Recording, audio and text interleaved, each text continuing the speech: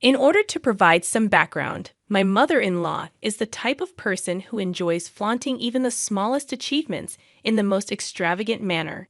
Despite lacking any sophistication in her own life, she goes out of her way to pretend that she is the talk of our society.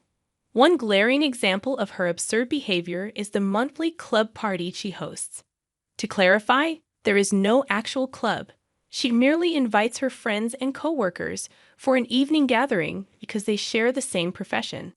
She refers to them as her fellow AITA geeks. This peculiar ritual has been ongoing for quite some time. During these gatherings, all they do is brag about their accomplishments and achievements from the past month. Given the context, you can imagine how eager my mother-in-law was to announce that my grandfather had arranged a destination wedding for me, complete with a 6-day stay package. This was his generous gift to me, as I had shared my dream wedding plans with him on numerous occasions. Considering my limited budget and the size of the venue, I had meticulously curated a guest list. My husband and I had discussed the situation beforehand, and both agreed to prioritize our guests. Coming from a large family, narrowing down the guest list was challenging, but I managed to invite 22 people, while my husband invited 18 of our close friends and family members whom we regularly interacted with. We were all set to send out the invitations when my mother-in-law unexpectedly showed up at our house late one evening, uninvited and unwelcome. It was already 9 p.m., and her presence irritated me from the start. She demanded that we make changes to the guest list. I couldn't fathom why she believed she had a say in the people I wanted to invite to my own wedding. My husband, to my dismay, supported her stance, which raised immediate concerns for me. I inquired about the changes she wanted, and she mentioned that she had already promised a few of her work friends an invitation. These friends, she claimed, were part of her AITA Geeks group. I politely informed her that there was no room left on the guest list, as every invitee was someone we had a close relationship with and interacted with regularly. I sought support from my husband, but he avoided my gaze and sided with his mother. Despite explaining the situation to her, she insisted that I make adjustments. Frustrated, I showed her the guest list, emphasizing that every individual on it was someone intimately connected to our lives, and there was simply no way to exclude them. She then suggested removing my cousin's sister, whom I had lived with for 7 years after college. Her reasoning was that my cousin had moved to Birmingham recently, and it would be inconvenient for her to travel to the States. My patience wore thin, and I asked my husband to reason with her, but he continued to support her perspective, emphasizing the importance of inviting her chosen guests, especially after she had shared details about the destination wedding with them. I tightened my lips in frustration, feeling utterly lost on how to reason with my own fiancé, who was clearly being irrational. My anger boiled over, prompting me to storm out of the room.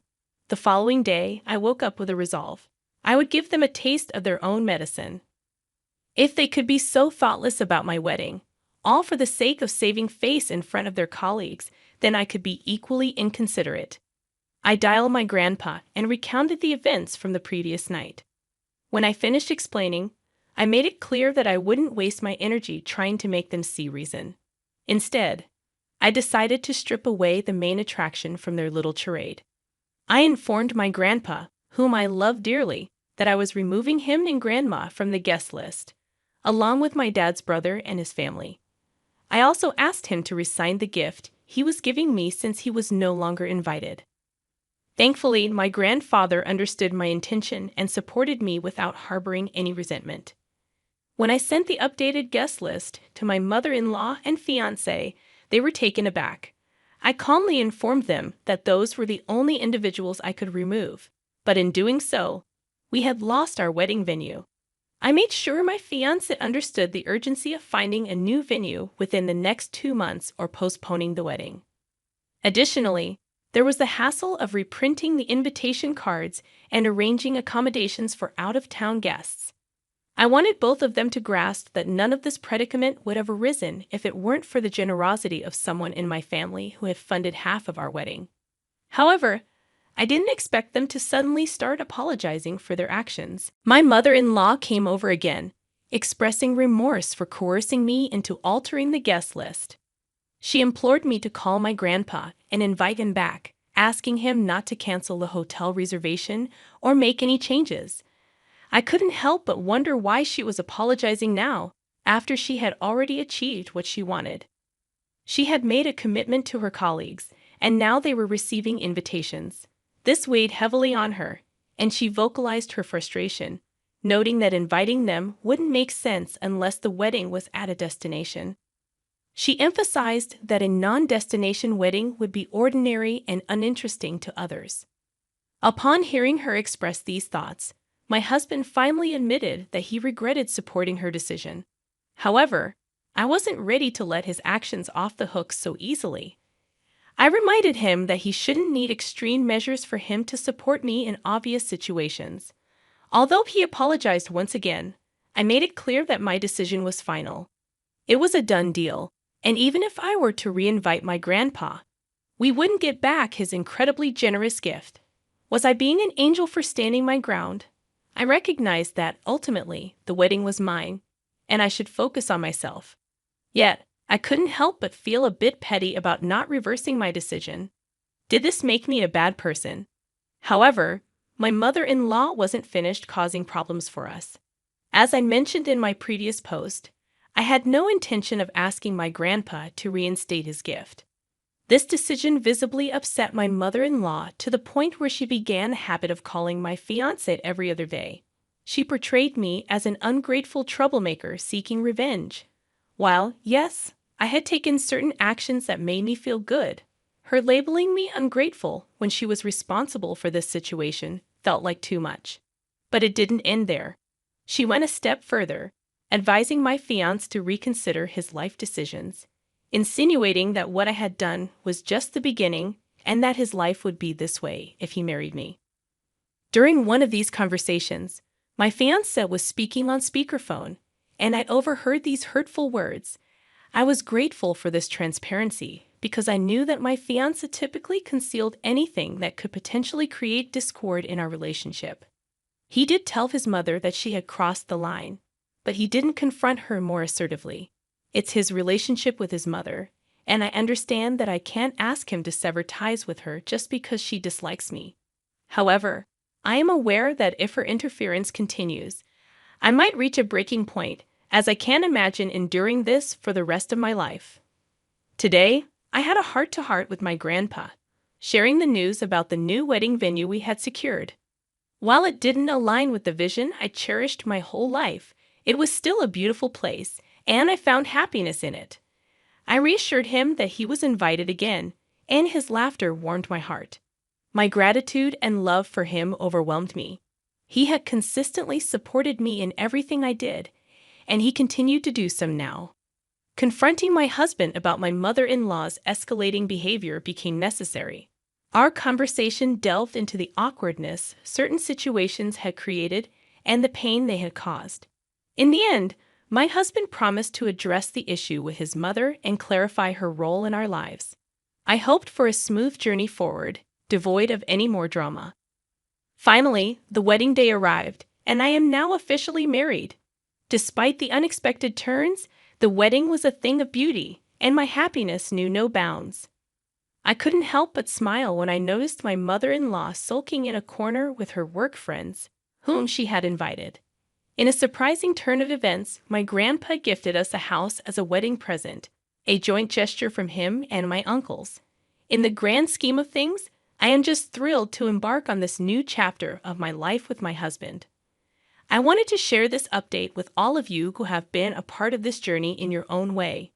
It infuriates me when people believe they have the audacity to dictate how someone should get married or whom they should invite. It's high time someone reminded your mother-in-law that her time to influence these decisions is over. If she wants to flaunt, she can plan her own event in the future. You should firmly tell her to back off and leave you in peace. Are you absolutely certain about marrying that guy? Anyone with an ounce of insight would have seen through the manipulative game your mother-in-law was playing, and yet he supported her. You're not clueless. but perhaps you should scrutinize your life choices more closely. On a personal note, I live in Queensland while my family resides in New South Wales. Recently, my parents and my 27-year-old sister decided to invite themselves to my house for a week-long holiday after their cruise got canceled. Frankly, I wasn't thrilled about them staying for such an extended period, especially considering I'm pregnant and already juggling the responsibilities of caring for a 2-year-old. To complicate matters, our house isn't spacious enough to accommodate multiple guests. I have only one spare queen-size bed, which my parents were occupying. My sister, however, opted to sleep on my couch. She could have shared my bed with me since my husband is away for work, but her snoring and my constant nudges to roll over didn't make it a viable option. After 2 days of their stay, during dinner on the second night, my dad dropped a bombshell. He casually mentioned that they had invited my sister's boyfriend of just 5 weeks to fly up and stay with us for the entire weekend. He had already booked a ticket and would be arriving on Friday morning at 9 a.m. I had never met my sister's boyfriend. After all, he had only been part of the family for 5 weeks.